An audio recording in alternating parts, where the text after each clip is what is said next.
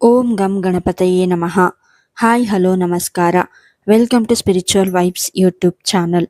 ದೇವರುಗಳ ಗುರು 2026ರ ಹೊಸ ವರ್ಷದಲ್ಲಿ ಮಿಥುನ ರಾಶಿಯಲ್ಲಿ ನೇರವಾಗುತ್ತಾನೆ. ಪರಿಣಾಮವಾಗಿ ಅನೇಕ ರಾಶಿಗಳ ಅದೃಷ್ಟ ಬದಲಾಗಲಿದೆ. ಗುರುವಿನ ನೇರ ಚಲನೆಯಿಂದ ಯಾವ ರಾಶಿಚಕ್ರ ಚಿಹ್ನೆಗಳು ಪ್ರಯೋಜನ ಪಡೆಯಬಹುದು ಎಂಬುದನ್ನು ಈ ವಿಡಿಯೋದಲ್ಲಿ ತಿಳಿಯೋಣ. ದೇವತೆಗಳ ಗುರುವು ಒಂದು ನಿರ್ದಿಷ್ಟ ಅವಧಿಯ ನಂತರ ರಾಶಿಚಕ್ರ ಚಿಹ್ನೆಗಳನ್ನು ಬದಲಾಯಿಸುತ್ತಾನೆ. ಅದು ಮಿಥುನ ರಾಶಿಯನ್ನು ಪ್ರವೇಶಿಸಿದ ತಕ್ಷಣ ಗುರುವು ಜಡತ್ವ ವೇಗದಲ್ಲಿ ಚಲಿಸುತ್ತಿರುತ್ತಾನೆ. ಹಿಂದೆ ಇದು ಸುಮಾರು 1 ವರ್ಷದವರೆಗೆ ಒಂದು ರಾಶಿಯಲ್ಲಿ ಇರುತ್ತಿತ್ತು. ಆದರೆ ಅದರ ಜಡತ್ವ ಸ್ಥಾನದಿಂದಾಗಿ ಇದು ಕೆಲವು ತಿಂಗಳುಗಳ ಕಾಲ ಇತರ ರಾಶಿಚಕ್ರ ಚಿಹ್ನೆಗಳನ್ನು ಸಹ ಸಾಗಿಸುತ್ತದೆ. ಅದೇ ರೀತಿ ನವೆಂಬರ್ 11ರಂದು ಗುರುವು ಕರ್ಕ ರಾಶಿಯಲ್ಲಿ ಹಿಮ್ಮೆಟ್ಟುತ್ತಾನೆ ಮತ್ತು ಡಿಸೆಂಬರ್ 5ರಂದು ಮಿಥುನ ರಾಶಿಯನ್ನು ಹಿಮ್ಮೆಟ್ಟುವ ಸ್ಥಿತಿಯಲ್ಲಿ ಮತ್ತೆ ಪ್ರವೇಶಿಸುತ್ತಾನೆ. 2026ರ ಮಾರ್ಚ್ 11ರಂದು ಈ ರಾಶಿಚಕ್ರ ಚಿಹ್ನೆಯಲ್ಲಿ ಅದು ನೇರವಾಗುತ್ತಾನೆ. ಗುರುವಿನ ಹಿಮ್ಮೆಟ್ಟುವಿಕೆಯು ಒಂದು ರಾಶಿಯ ಹಿಂದಿನಿಂದ ಫಲಿತಾಂಶಗಳನ್ನು ನೀಡುತ್ತದೆ. ಹೊಸ ವರ್ಷದಲ್ಲಿ ಗುರುವಿನ ನೇರ ಚಲನೆಯು ಕೆಲವು ರಾಶಿಚಕ್ರ ಚಿಹ್ನೆಗಳಿಗೆ ವಿಶೇಷ ಪ್ರಯೋಜನಗಳನ್ನು ತರಬಹುದು. ಸಂಪತ್ತಿನ ಹೆಚ್ಚಳದೊಂದಿಗೆ ದೀರ್ಘಕಾಲದಿಂದ ಬಾಕಿ ಇರುವ ಕೆಲಸಗಳು ಪೂರ್ಣಗೊಳ್ಳಬಹುದು. ಗುರುವಿನ ನೇರ ಚಲನೆಯಿಂದ ಯಾವ ರಾಶಿಚಕ್ರಗಳು ಪ್ರಯೋಜನ ಪಡೆಯಬಹುದು ಎಂಬುದನ್ನು ತಿಳಿಯೋಣ. 1. ಮೇಷರಾಶಿ. ಮೇಷರಾಶಿಯಲ್ಲಿ ಅದೃಷ್ಟ ಮತ್ತು ಮೋಕ್ಷದ ಅಧಿಪತಿ ಗುರುವು 3ನೇ ಮನೆಯಲ್ಲಿ ನೇರವಾಗಿ ಇರುತ್ತಾನೆ. ಪರಿಣಾಮವಾಗಿ ದೀರ್ಘಕಾಲದಿಂದ ಬಾಕಿ ಇರುವ ಕೆಲಸಗಳು ಪೂರ್ಣಗೊಳ್ಳಬಹುದು. ಜೊತೆಗೆ ಸಂಪತ್ತಿನ ಹೆಚ್ಚಳವೂ ಆಗಬಹುದು. ನೀವು ಕುಟುಂಬದೊಂದಿಗೆ ಗುಣಮಟ್ಟದ ಸಮಯವನ್ನು ಕಳೆಯಬಹುದು. ನೀವು ಕೆಲಸದಲ್ಲಿ ಗಮನಾರ್ಹ ಪ್ರಯೋಜನಗಳನ್ನು ಪಡೆಯಬಹುದು. ನೀವು ಹಲವಾರು ಪ್ರವಾಸಗಳನ್ನು ಕೈಗೊಳ್ಳಬೇಕಾಗಬಹುದು. ಆದರೆ ಇದು ಸಾಕಷ್ಟು ಪ್ರಯೋಜನಕಾರಿಯಾಗಬಹುದು.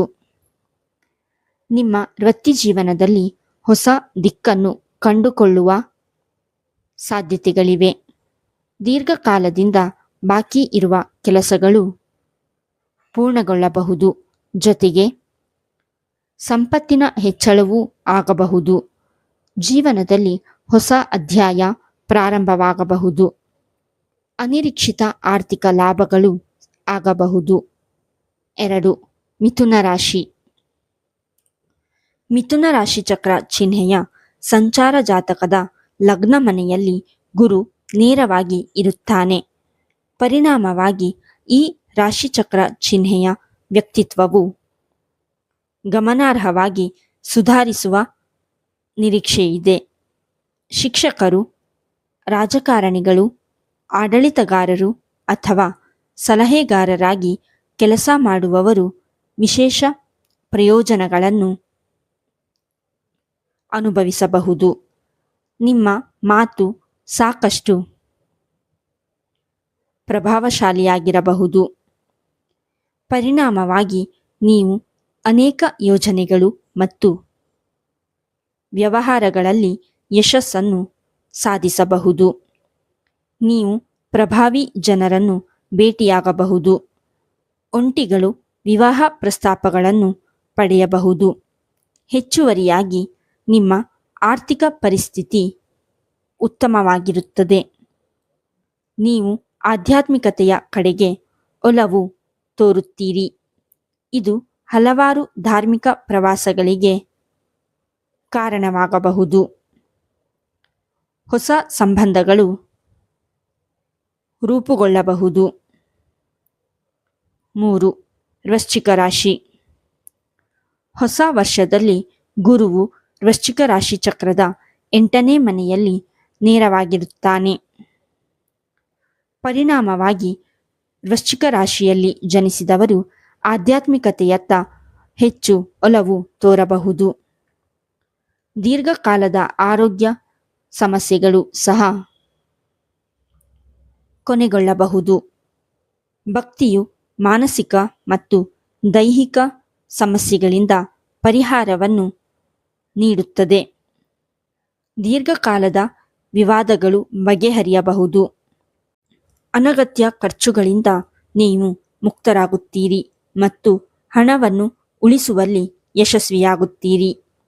ಈ ವಿಡಿಯೋ ನಿಮಗೆ ಇಷ್ಟವಾಗಿದ್ದಲ್ಲಿ ಲೈಕ್ ಮಾಡಿ, ಶೇರ್ ಮಾಡಿ ಮತ್ತು ಕಮೆಂಟ್ ಮಾಡಿ.